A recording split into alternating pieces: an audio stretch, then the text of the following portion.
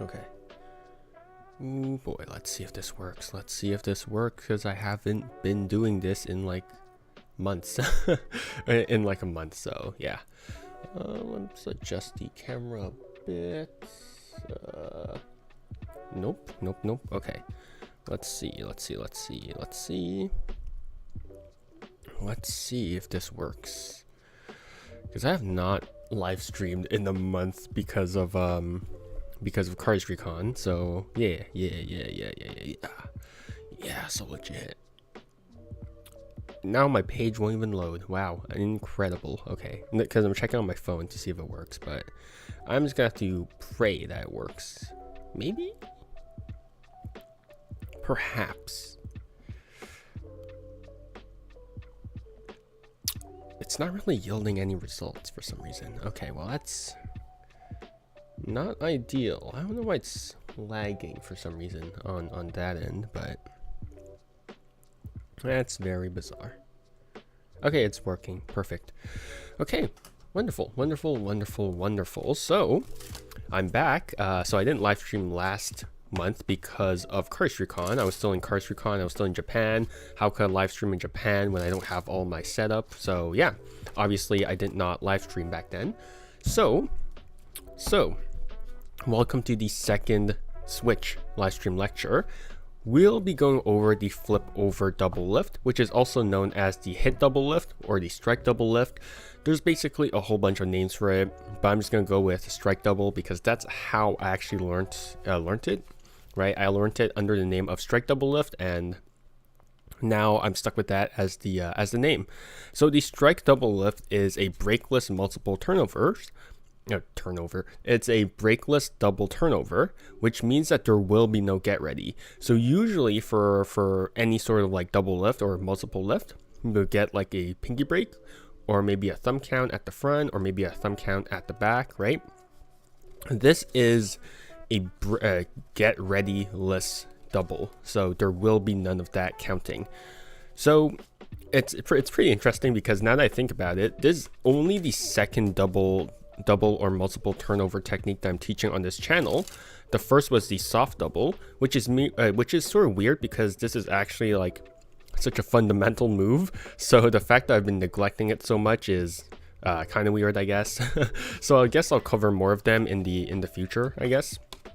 But what's actually really interesting about the strike double is that there's actually two different methods of achieving this particular sort of handling, this particular sort of type of double. So we'll be going over both types of doubles, and yeah. Also, sorry if this is a mess because I haven't streamed them in a month and I don't know what I'm doing anymore. So yeah, without further ado, let's get into the history section of the strike double.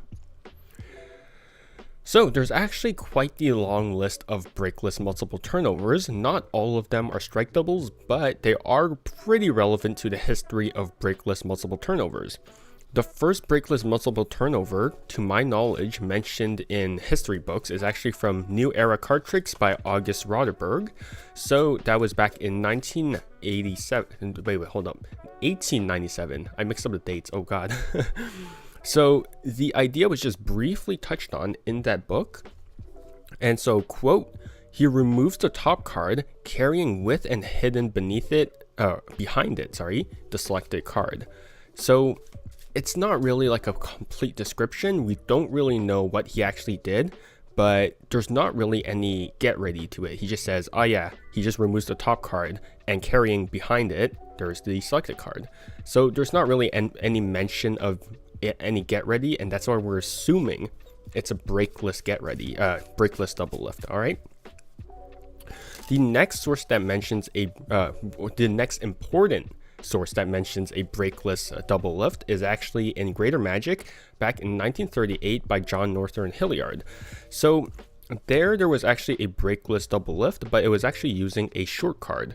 So what a short card actually is, it means that one of the short ends of the card, or yeah, in this context is actually the short end. So one of the short ends of this card is actually just slight bit shorter. So what this means is that you had this sliver over here, which means that if you go to pick up this card, you won't be able to.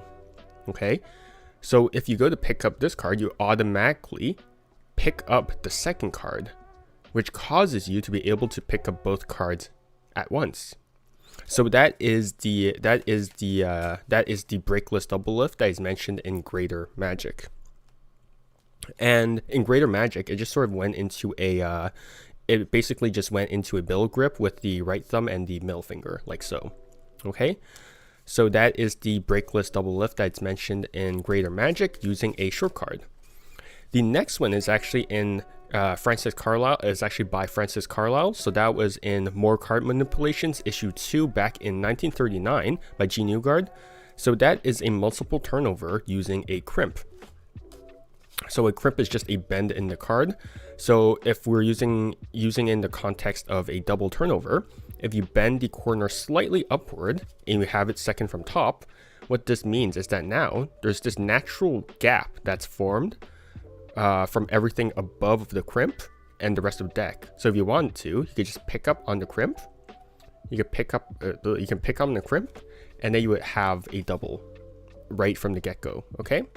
So that is the breakless multiple turnover in more card manipulations by Francis Carlisle. The two methods that we're going to go over for the strike double are in these next two sources. Okay, so the first one is from The Card Magic of Paul LaPaul back in 1949 by Paul LaPaul, obviously.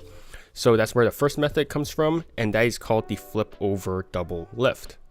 The second one comes from Stars of Magic, which was published in the 1940s to 1950s by George Stark.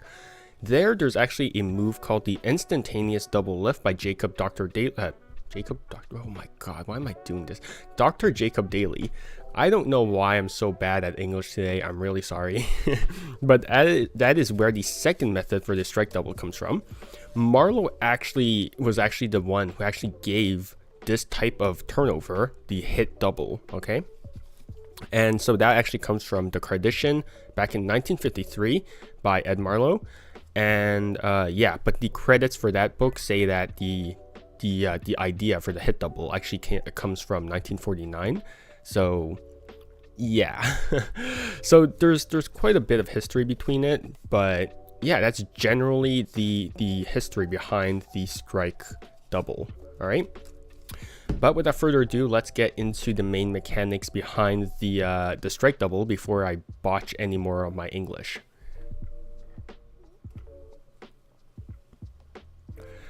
Okay, so this method is mainly going to be rooted in the Paul LaPaul handling, but there will be some personal tweaks here and there, mainly because, yeah. So you're going to be holding the deck in a standard dealer's grip, just like so. And now you're going to notice the bevel in the deck. So if I remove my left hand, you're going to notice that there is a bevel in it. There's a slant in it. That's because the cards will naturally conform to the shape of my hand. My thumb is resting along the long edge of the deck, like so. And the bottom left corner is pressed up against the fat of my thumb like so, which causes the deck to conform to this shape, just like so. This bevel will actually be important for the mechanics, okay? So now you have this, what you're going to do is that you're just going to slightly just dip your left wrist downwards. The right side of the deck will be pointed downwards, like so. And as you're going to do that, you're going to roll your left thumb. So then this does two things. One is that allows the pad of your thumb over here to actually just press down on top of the deck, which will anchor everything in place. The second thing is that will actually cause the deck to bevel even more, which will make the move easier. So you'll notice this is the default position. I'm going to roll my thumb, causing this deck to bevel a bit more. And you'll see that it is now more pronounced over here, right? And the pad is going to be anchoring everything down. What trick is this? This is just a strike double lift. Yeah. It's just a slight, yeah, it's for a multiple turnover. But yeah, hello Arthur, hello. So you should have a pretty pronounced bevel on the left side of the deck, just like so. Okay.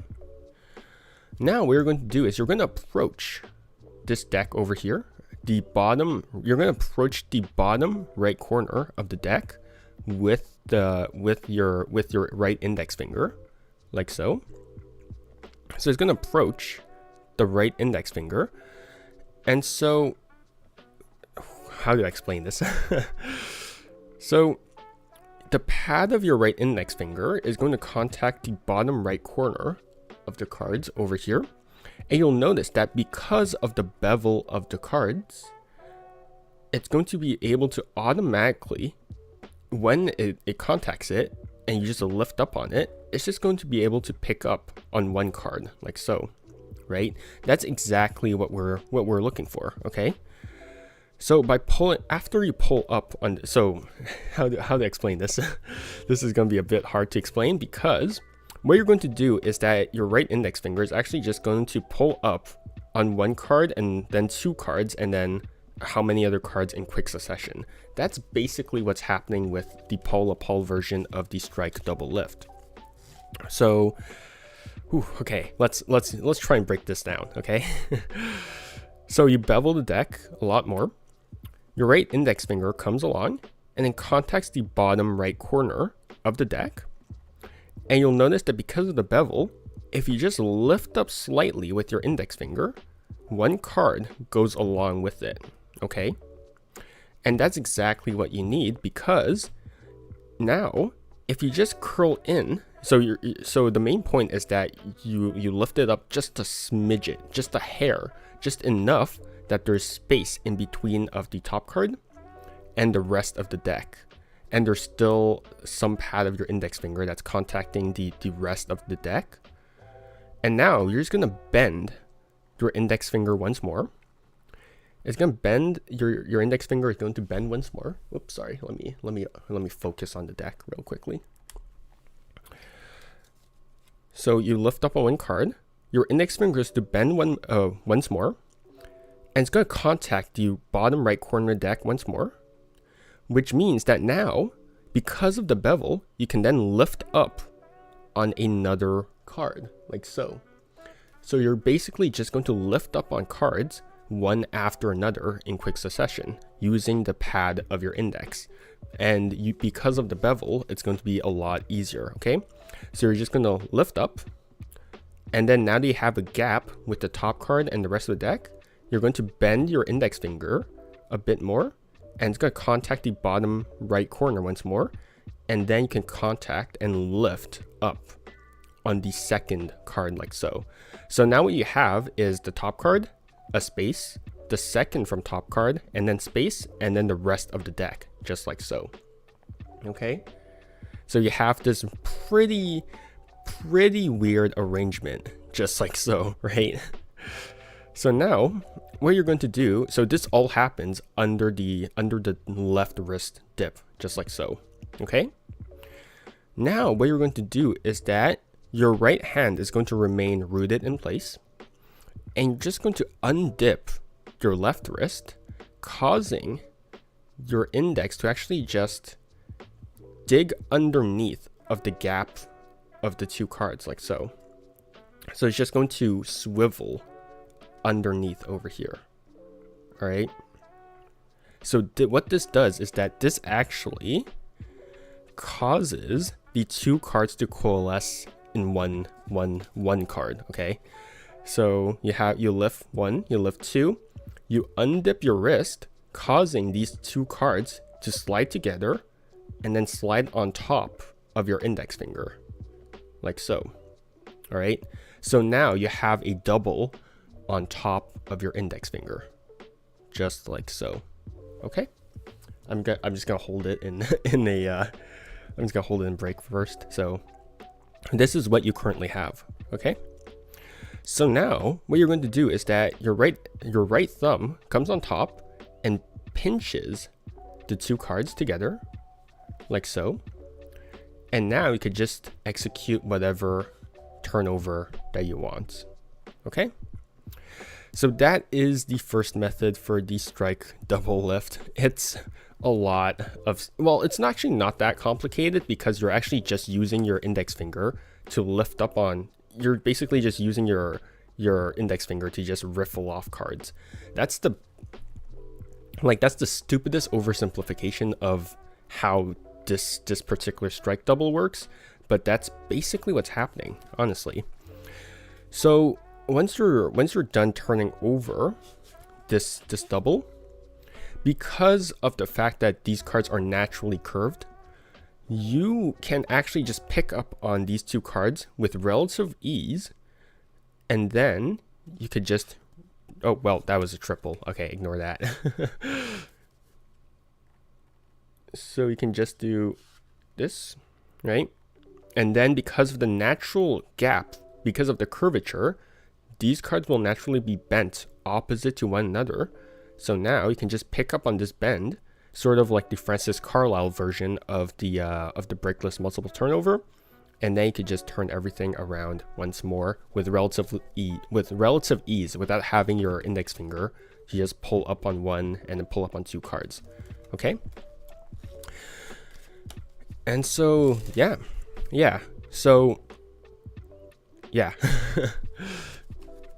So basically, if you want to do this particular okay, right. So what was I going to do? Okay, right. So additional notes. So if you want to do this move as a double lift instead of a double turnover, then that's completely fine. All you have to do is that you just have to just lift up on this, right? You don't have to necessarily turn over everything. It doesn't really matter. Okay, well, that's a lot. Okay, just grab, what am I saying? So the difference between a double lift and a double turnover, I know that most people actually just use those two terms interchangeably. That's not necessarily true. So as the name double lift implies, double lift is when you actually lift multiple cards off of the face of the deck, like so. A double turnover is when you actually turn over multiple cards on top of the deck, okay? So right now, the strike double that you saw in the tutorial is meant to be a double turnover. If you want to use it as a double lift, it's going to be relatively easy. You're just going to do the exact same thing. You're just going to contact the bottom right corner, pull up on one, pull up on two, undip your wrist, so then your index finger is beneath of the double. You're going to pinch everything with your thumb and then lift up on top. So then you could just display it as one card, like so. Okay, so that's how you use it as a double lift instead of a double turnover. Now, if you want to do this move with more than one card or more than just a double, it's going to be the exact same thing. You're just going to continue lifting cards with the first phalange of your index finger after you get that second card. So you have that same bevel, you have that same thumb anchoring everything down. You're just going to lift up on one card, contact the bottom right corner with your index once more, lift it up a hair, contact it again, and then lift up a third card. So now you have a top card, a gap, a second card, a gap, and then a third card, and then a gap, and then the rest of the deck, just like so. So now when you undip your wrist, and then your index finger slides into the gap, now you have three cards. Okay? So again, this is very much so like a sort of like count with your index finger. So if you want, like, depending on how many cards that you want, you just count that amount of cards with your index finger. Okay? And so another interesting touch with this move is that once you get used to this move, you don't have to limit yourself to just the bottom right corner. You can also do this move with the center of deck, just like so. It's going to be the exact same thing. You have your bevel, you reach in, you lift up on one, you then lift up on two, you undip your wrist, and you execute your turnover, right?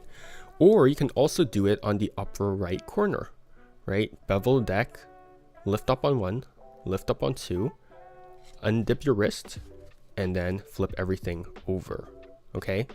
So you don't only have to be limited over here. You can do the move over here. You can do the move over here. It really doesn't matter, Okay, so get used to, so really just get used to just lifting up on one, lifting up on two, undipping your wrist and letting the card slide on top of your index finger, like so. Okay, and that's yeah, that's going to be yeah, it's really all feel type of deal. Okay. Now let's go over the Dr. Jacob Daly method for the strike double lift.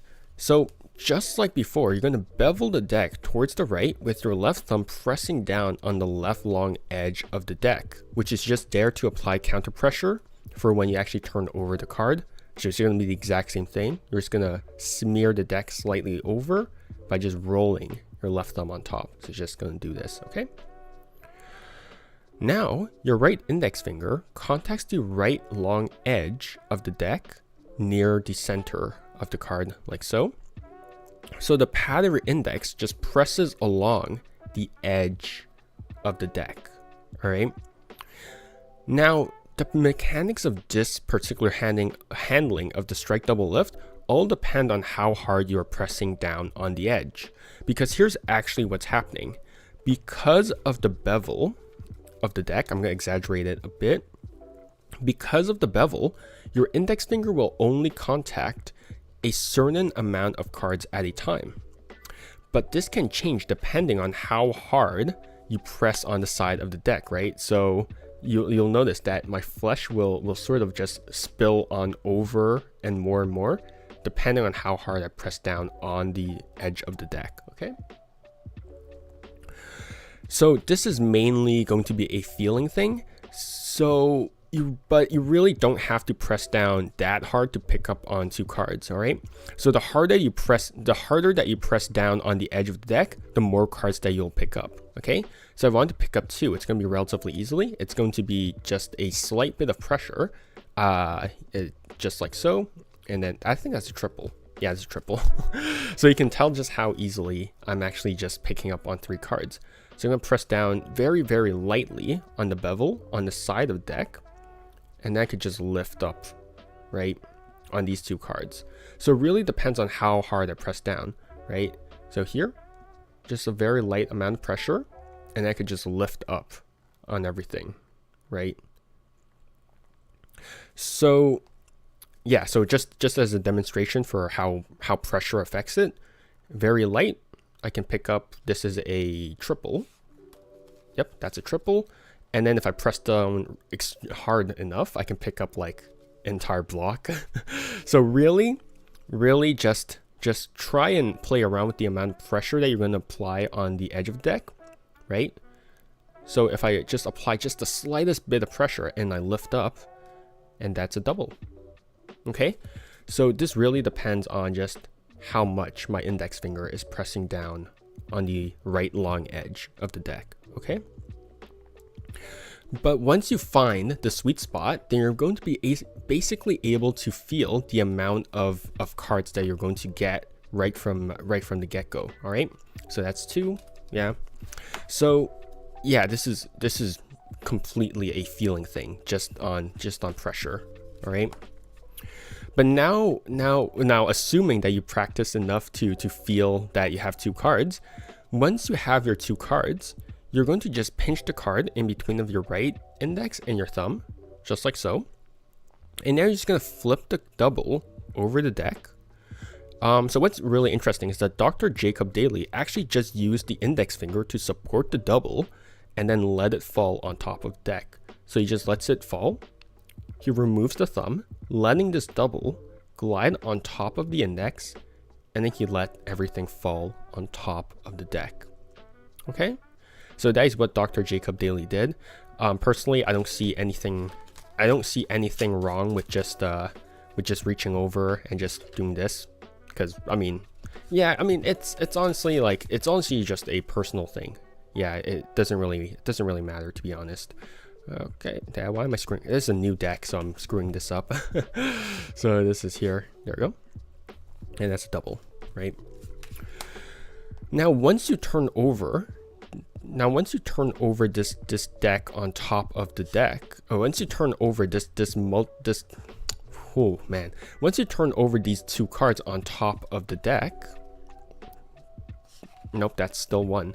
Why am I, okay, I'm working this up. Okay, I'm not used to this deck, sorry. Yeah, there we go, that's a double. So once you have this double turned over on top of the deck, nope, that's a single. Why am I screwing this up? I've never screwed up this move this badly before, I swear. Nope. Oh, it's because I borked up this card. Hold up.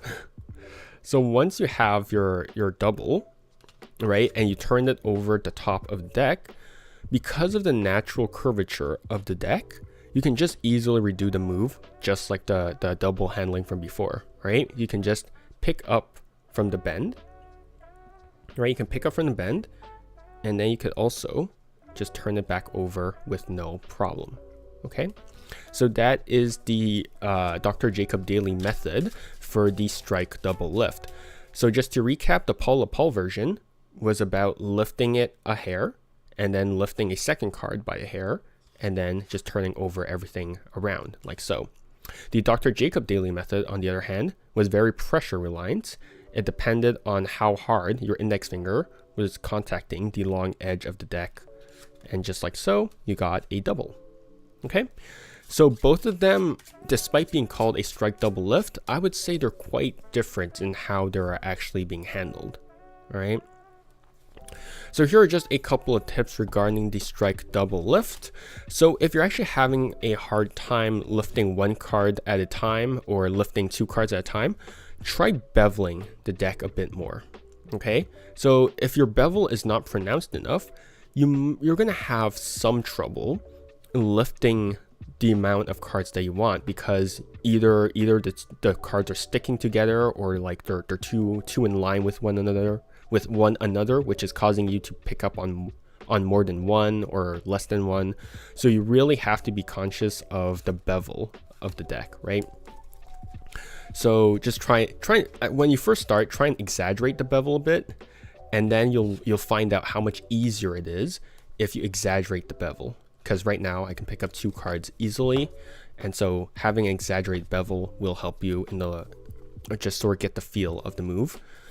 Tip number 2, if you're using an older deck and you're just starting to learn this move, you might have some trouble with picking up like exactly like the desired amount of cards every single time, because if you use a deck for too long, you'll notice all of these little discrepancies over here, right? Because they're bent, they're destroyed, they're just about everything, right? So if you do this move, there's a chance that you might actually, because of these bends, you might actually unintentionally pull a Carlisle like breakless double turnover with like an unintentional crimp. So you might actually pick up on more than 1 card, or more than 2 cards, or more than 3 cards. You might pick up on the undesired amount of cards that you don't want, right? So if you're just starting out with the move, I'd highly recommend that you get a newer deck, because they have less bent cards. So then you won't have a hard time trying to adjust to maybe like the bent cards, right? So when you're first starting out, try and find a deck that has just as many straight cards as possible, okay? Tip number 3, when you're just getting started, don't hesitate to bend the hell of these cards, right? So this is counterintuitive, because I just told you not to bend the hell of your cards, but if you're just starting out with this move, don't hesitate to bend the hell of these cards, because you really want to get used to the feeling of feeling out for 2 cards, right? Because if you don't know what the feeling of taking 2 cards is, then you won't know, you won't know in general how 2 cards is supposed to feel. So really get used to just bending the hell of these 2 cards, feeling how 2 cards feel, feeling the thickness of these 2 cards in your index finger. And that's how you'll know. That, yeah, you pick up on 2 cards when you're actually doing the move, okay? So get used to the feeling of it, then slowly reduce the bend, as you go on, okay? And then tip number 4 is play around with the move. I know this sounds really stupid and I say that all the time, but play around with the move, right? Play around with the amount of pressure that you're applying on the cards. Play around with different decks because, again, like I said, this is very much so a feeling type of move.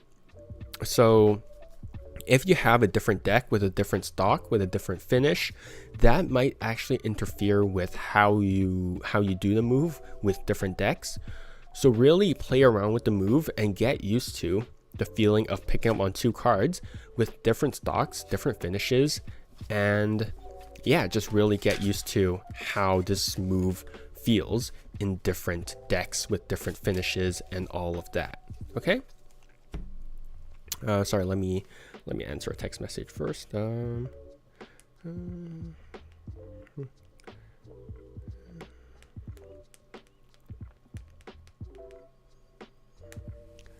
Okay, there we go. So let's talk about some theory, because now let's talk about how this double is compared to other double lifts and other switches. So one of the main reasons why Dr. Jacob Daly actually really liked this move is because, well, there's no get ready. There's no get ready. Usually for multiple turnovers or multiple lifts, you either see a thumb count, you either see a pinky count or another thumb count, or there's just something that will take time, right? The strike double lift doesn't have that, which can be seen as a positive for the outcome, right? Because you don't have to waste time on misdirection, getting your little pinky count, right? You can just go straight into the strike double lift, right? But on the other hand, because there's no get ready, you can screw up.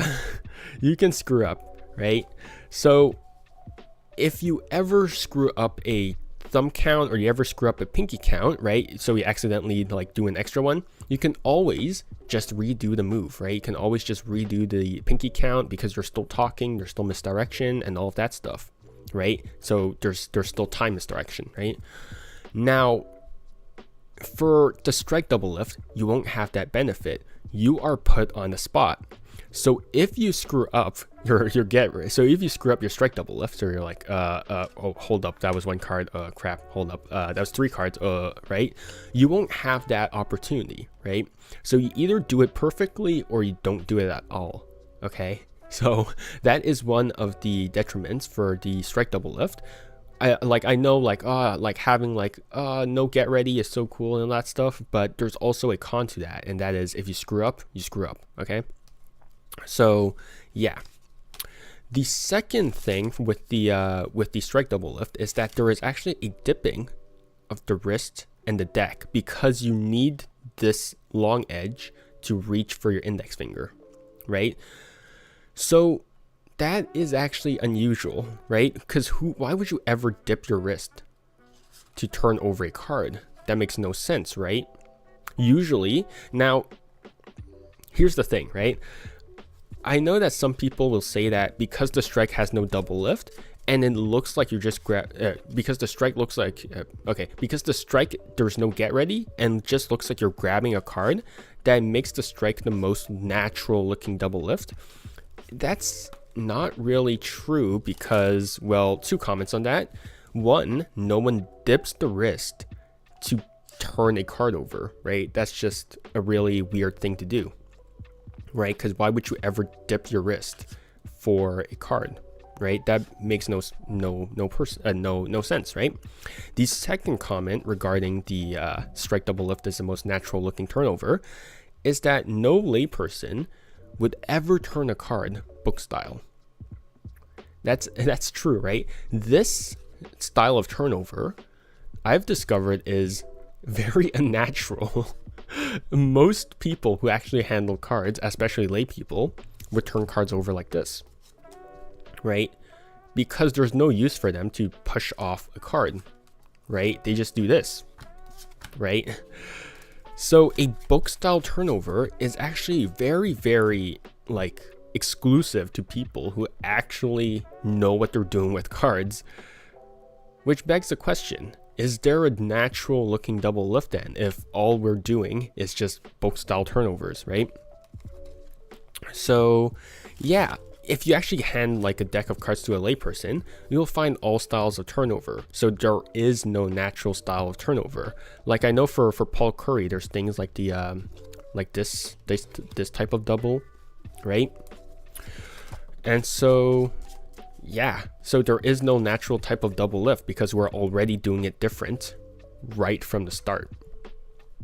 Right, so the comment of a natural looking strike double lift, I think, is just a stupid argument. So yeah. Now if we compare the strike double lift to other switches like the second deal or the glide, the yeah, it's pretty interesting because for the second deal and for the glide, right, the switch happens on the deck, right? For the second deal, it happens on the deck. For the glide, it happens on the deck, and then for the for the strike double lift, it also happens on top of the deck, right?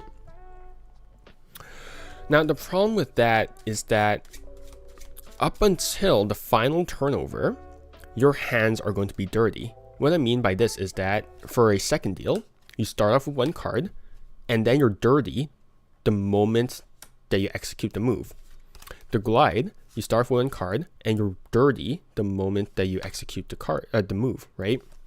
You don't get that for the strike double because you're dirty the moment that you turn over this card because you're already inherently in progress with a secret move, right? So up until you turn this card back down, you are dirty, right? This is, yeah, so there is an inherent risk of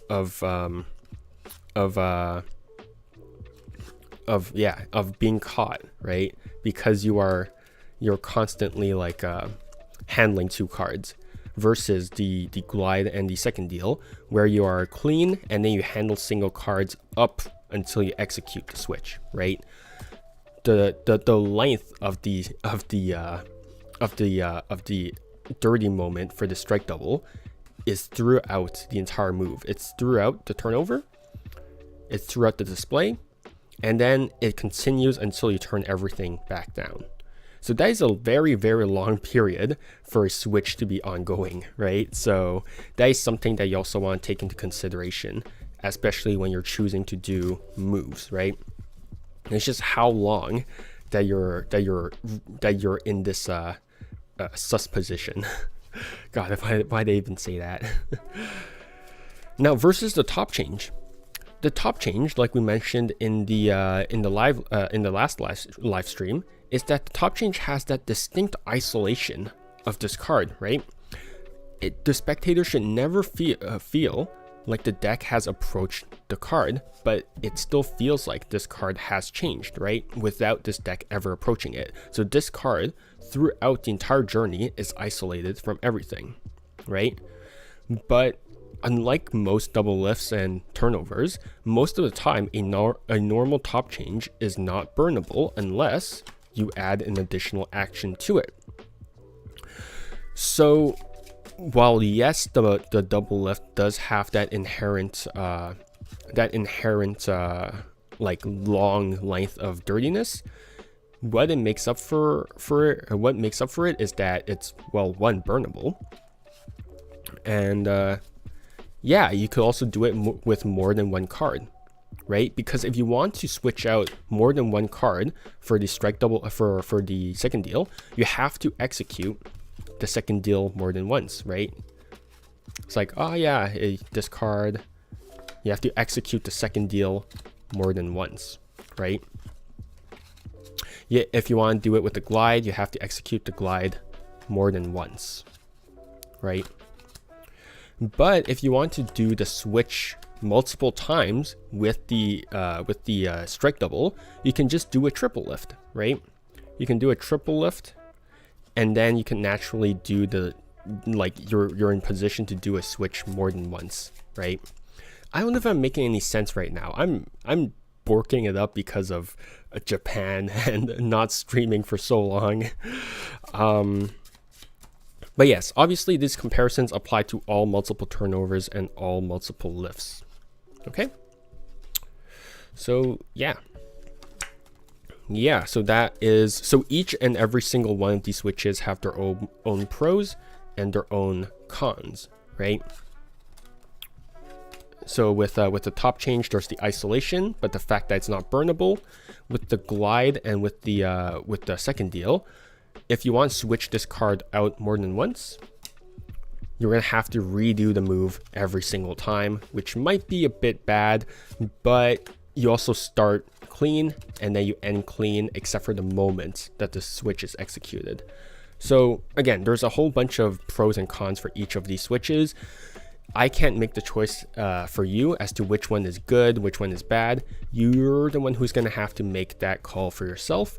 But honestly, there's really no harm in having a bigger arsenal of moves. So might as well just learn everything. All right, and that was it for the strike double. That was a mess of a stream. I'm really sorry because I don't know what I'm doing at this point, because I was just so like, again, it takes me a while to really get back into the groove of things. But if you're interested more in the strike double lift, there are many resources. There are multiple brickless double lifts that you can learn. Florian Brooks in an ebook called Spear in the Walls has this very beautiful strike double lift called the Reliable Double, where he does it from the upper right corner, and it does have quite a few unique mechanics as well, and it's just overall a great move. The Card Magic of Lapal by Paul Lapal, that's where the first handling for the strike double lift comes from, right, which is just this one.